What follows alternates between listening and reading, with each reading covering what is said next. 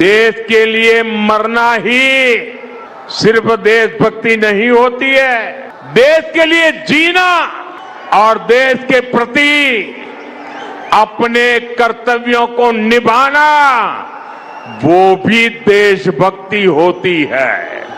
इसलिए वैश्विक संकट के इस समय में हमें कर्तव्यों को सर्वोपरि रखते हुए कुछ संकल्प लेने होंगे और उन संकल्पों को पूरे समर्पण भाव से पूरा करना होगा। जैसे एक बड़ा संकल्प है पेट्रोल डीजल का संयम से इस्तेमाल करना।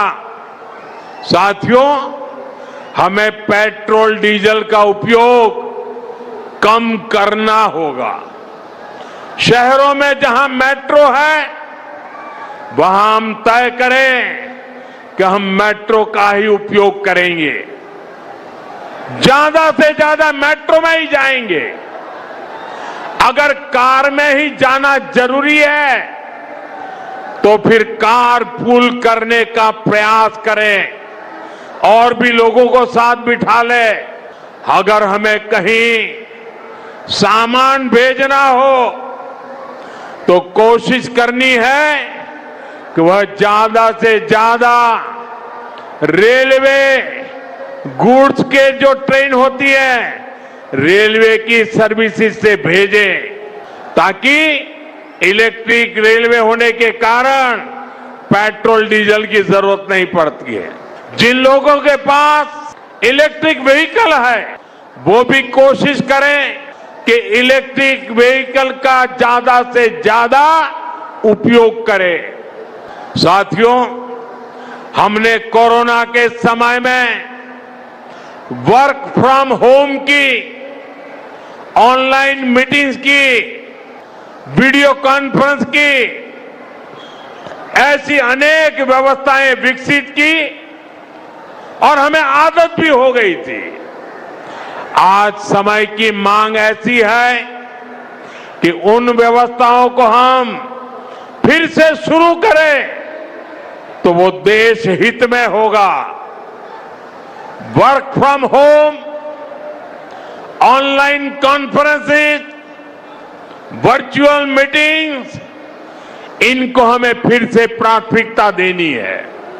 साथियों, आज जो संकट है उसमें हमें विदेशी मुद्रा बचाने पर भी बहुत जोर देना होगा, क्योंकि दुनिया में पेट्रोल डीजल इतना ज्यादा महंगा हो गया है, पहले से कई गुना ज्यादा कीमतें बढ़ गई है।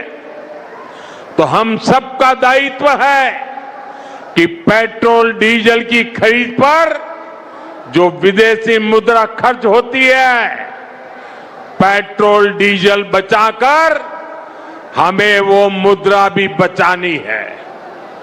इसके लिए हमारे छोटे छोटे प्रयास भी देश की बहुत मदद कर सकते हैं।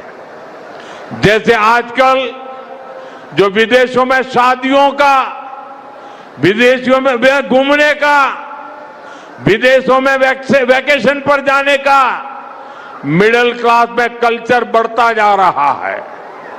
हमें तय करना होगा कि जब ये संकट का काल है और हमारी देशभक्ति हमें ललकार रही है तो कम से कम एक साल के लिए हमें विदेशों में जाने की बातों को टालना चाहिए।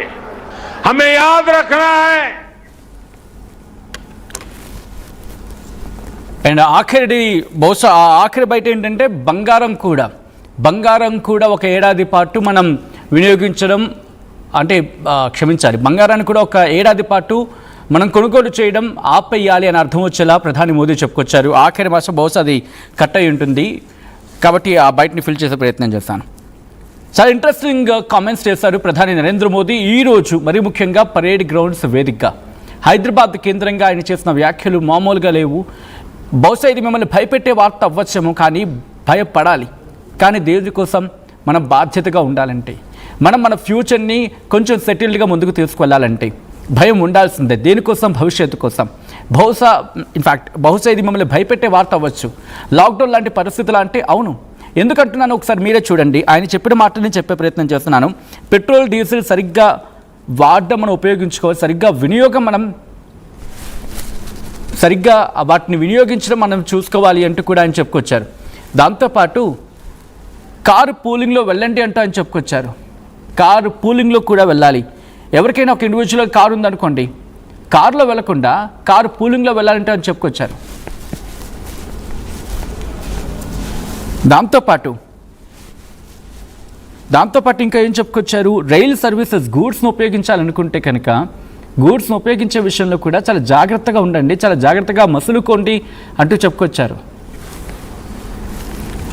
గూడ్స్ విషయంలో కూడా ఒకవేళ మీరు ఎవరైనా గూడ్స్ పంపించాలనుకుంటే ఎలక్ట్రిక్ వెహికల్స్ ఉన్నాయి కదా, ఎలక్ట్రికల్ వెహికల్స్ను ఉపయోగించండి. ఆయన చెప్పిన పాయింట్స్ ఇవన్నీ కూడా ఎలక్ట్రికల్ వెహికల్స్ను ఉపయోగించండి.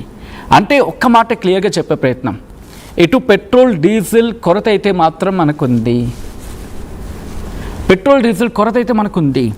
దాన్ని దేంతో మనం వాటిని కొనుగోలు చేసే ప్రయత్నం చేస్తున్నాం. విదేశీ మారక నిల్వల ప్రాధాన్యత ఉంది మనకి. విదేశీ మారక నిల్వలంటే ఫారెన్ ఎక్స్చేంజ్ అని చెప్పి మన దగ్గర మనం దాచిపెట్టుకుంటాం కదా, బంగారం నిల్వ చేసుకుంటూ ఉంటాం. విదేశీ ద్రవ్యాన్ని, అంటే ఒక మాటలో చెప్పాలంటే విదేశీ డబ్బు అది. దాదాపుగా మనకి 2-3 నెలల రిజర్వ్ ఉంటుంది. అండ్ ఇప్పుడు ఈ టైంలో కూడా కాబట్టి వాటిని ఖర్చు చేసుకొని ఇప్పుడు మనం వీటిని కొనుగోలు చేస్తున్నాం. కాబట్టి చాలా క్లిష్టతరమైన పరిస్థితి. లాక్డౌన్ లాంటి పరిస్థితులు అంటూ ఉన్నారంటే అర్థం చేసుకోవచ్చు. ఎందుకని కరోనా సమయంలో work from home, online, video conference ఇలాంటివి ఈరోజు మళ్ళీ అలాంటి వ్యవస్థలకు ప్రాధాన్యత ఇవ్వాలి మనం మళ్ళీ అంటున్నారు ఆయన. దాంతోపాటు ఎలక్ట్రికల్ వెహికల్స్ని ఎక్కువగా వినియోగించండి. కరోనా లాంటి పరిస్థితులు అర్థం చేసుకోవచ్చు. అంటే work from home, online services, video conferences, ఈరోజు అలాంటి వ్యవస్థలకు మళ్ళీ ప్రాధాన్యత ఇవ్వాలి.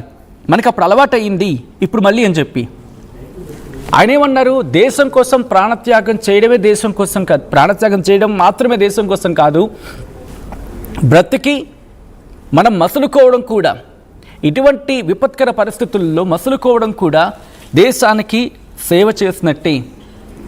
ప్రాణార్పణ చేయడం మాత్రమే దేశానికి సేవ చేసినట్టు కాదు అంటూ ప్రధాని నరేంద్ర మోదీ చెప్పుకొచ్చారు.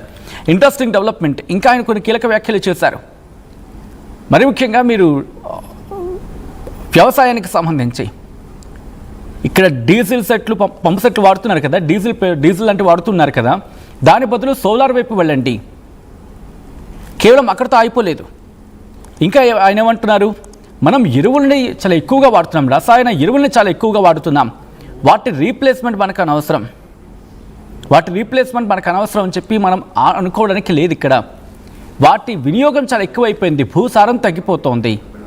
కాబట్టి వాటిని, అంటే సేంద్రియ ఎరువుల వాడకాన్ని మనం పెంపొందించుకోవాలి, సేంద్రియ ఎరువును వాడాలి అండ్ రసాయన ఎరువుల్ని తగ్గించుకోవాలి. ఇక్కడ ఆయన ఎందుకన్నారు ఈ మాట?